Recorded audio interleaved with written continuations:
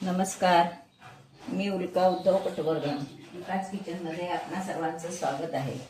मी आज आपल्याला बऱ्याच जणांची मागणी आहे की गरम मसाल्याची कोकणात करतात तशी आमटी करून दाखवा, म्हणून मी आज आमटी करणार आहे. त्याच्यासाठी हे मी 2 कांदे गॅसवर भाजून घेतले. ते बघा जाळीवर छान असे. लसूण सुद्धा मी त्याच्याबरोबर भाजून घेतली. खोबरं भाजलेलं आहे ते दाखवते तुम्हाला. नंतर गरम मसाला घेतलेला दाखवते तुम्हाला काय काय घेतला तो. आपण अगदी ताजा गरम मसाला करून आमटी करणार आहोत. त्याच्यासाठी 1 चमचा धने घेतले, हे 4-5 लवंगा घेतले, हे छोटा चमचा बडीशेप घेतली आहे, अगदी इंचभर दालचिनी घेतली आहे, हे थोडंसं तमालपत्र घेतलंय आणि 5-7-8 काळी मिरी आणि ही सुकी मिरची. सुक्या मिरचीनं ह्या आमटीला एकदम छान असा खमंगपणा येतो, म्हणून त्याच्यात आपण सुकी मिरची पण भाजून घालणार आहोत. आता आपण प्रथम काय करणार आहोत, हे सगळे मसाले गॅस चालू करून फक्त गरम करून घेणार आहोत. भाजायचे नाहीयेत, फक्त हे गार असतं, वाटलं जाणार नाही चांगलं, म्हणून आपण हे गरम करून घेणार आहोत. कढई गरम होत ठेवली आहे आणि फक्त गरम करून घ्यायचं आहे आपल्याला. मसाला छानपैकी भाजून घेणार आहोत. भाजून याचा अर्थ गरम करून घेणार आहोत, कारण गरम केलं की वाटलं चांगलं जातं म्हणून. सुक्या मिरचीचा एक खमंगपणा छान येतो, म्हणून सुकी मिरची घालायची. आणि ताजा मसाला करून घालणं हे अत्यंत चांगलं, म्हणजे त्याचा वास छान येतो.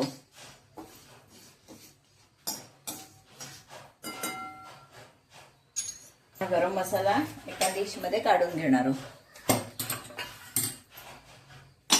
सुकं खोबरं पण भाजून घेणार आहोत.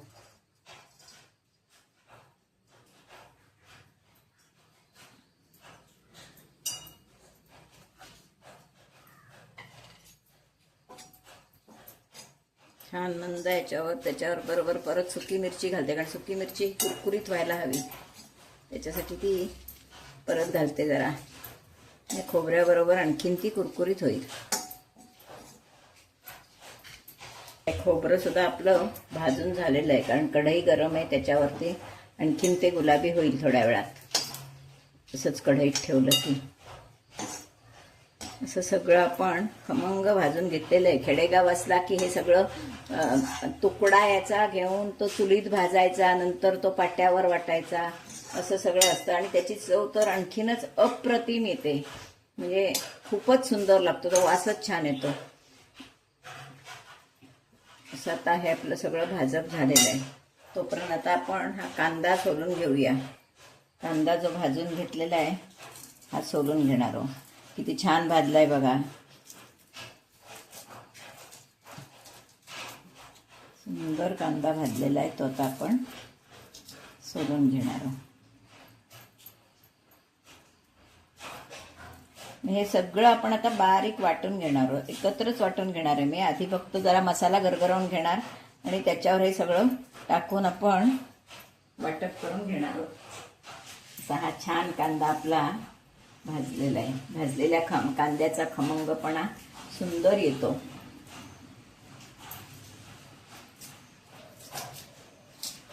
एकदम छान भाजलाय. ही लसूण सुद्धा आपण भाजून घेतली आहे, त्याच्यामुळे त्याचा पण एक वास चांगला येतो, उग्र वास येत नाही लसणीचा. टाक घेते.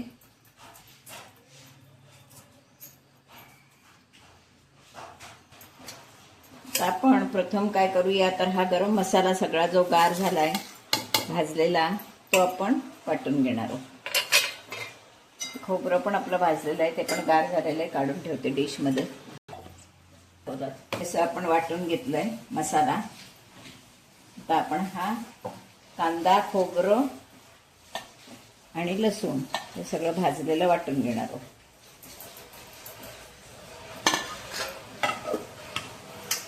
करून घेतलेला आहे. हा गरम मसाला वाटून घेतलेला आहे. डाळ शिजवलेली आहे. 1 बटाटा उकडून घेतलेला आहे. बटाटा आमटीत छान लागतो म्हणून टाकायचा आहे. तर एवढी आपली तयारी झालेली आहे. आता आपण फोडणीची तयारी करूया. त्याच्यासाठी हे 2 चमचे तेल घातले. 4 घालणार नेहमीप्रमाणे. मोहरी आपली तडतडली आहे.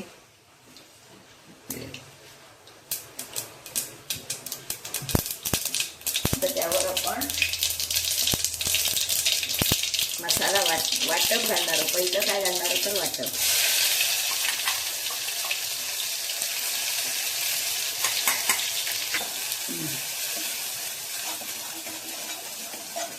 आपलं हे वाटप आपण छानपैकी परतून घेणार आहोत. सुंदर असं आपण आधी ते भाजलेलंच आहे, पण तरी सुद्धा आपण हे परतून घेणार आहोत. त्यावरच आता मी गरम मसाला पण घालणार आहे. आधी हळद घालते, नेहमीप्रमाणे फोडणीत हळद.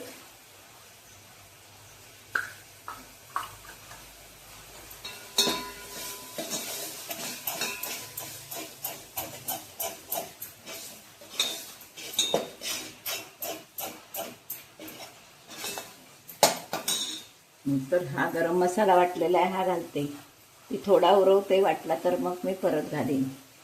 मला थोडा जास्त वाटतोय, कारण पातेली जरी मोठी असली तरी आमटी आपली कमी आहे.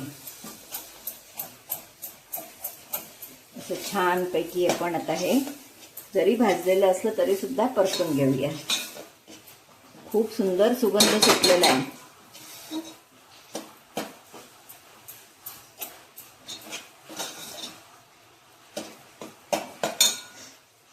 मसाला छान परतून झालेला आहे बघा.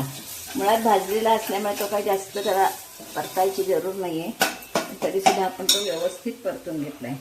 आता आपण त्याच्यावर तिखट घालणार आहोत आवश्यकतेप्रमाणे, कारण आपण मिरची घातली आहे त्याच्यामुळे तिखट थोडंच घालणार आहे मी. नंतर वाटलं तर वाढवता येतं. तिखट घातलंय. आता हे तिखट सुद्धा आपण चांगलं परतून घेणार आहोत, म्हणजे आमटीला तरी पण छान येते. कलर सुंदर दिसतो आमटीचा. हे बघा कसं सुंदर वाटत झालंय ते.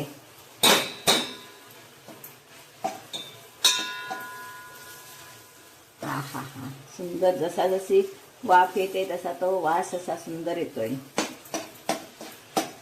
आपला मसाला चांगला शिजलेला आहे. तर आपण ही डाळ घालणार आहोत त्याच्यावर. मसूर डाळ एकदम घोटणार नाही, कारण ती खूप मग गरगट होतं अगदी. कारण मसूर डाळ जशी जशी शिजत जाईल तशी तशी ती घट्ट होते.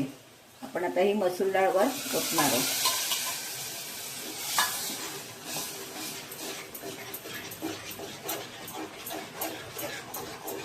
हा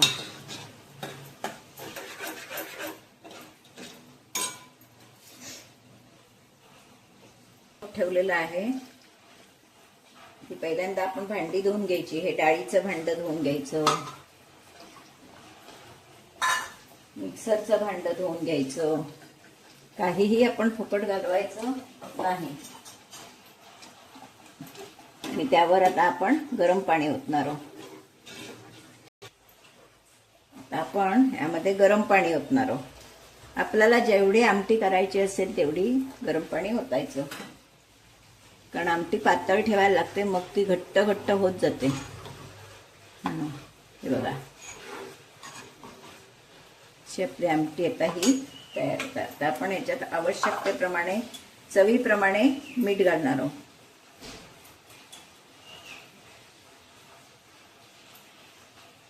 थोडंसं आंबट,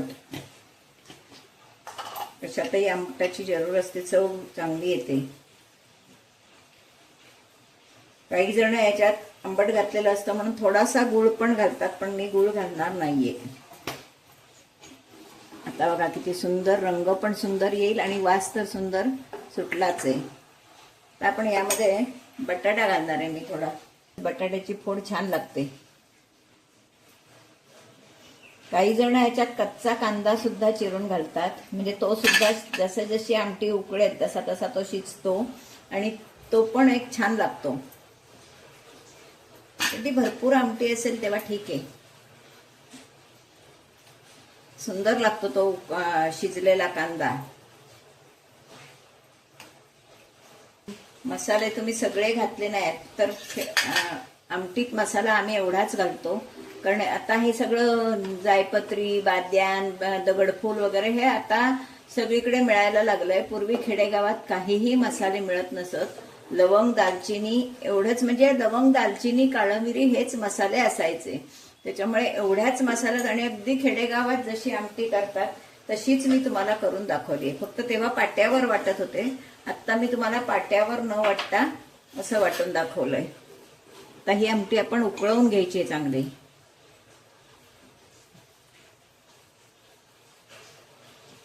ही आमटी उकळली की तयार. चांगली उकळवून घ्यायची, जितकी ती आटेल तितकी आमटी खूप सुंदर लागते. हे बघा आता वर तवंग यायला लागलाय. थोडं पाणी घालते कारण ती आटेल म्हणून.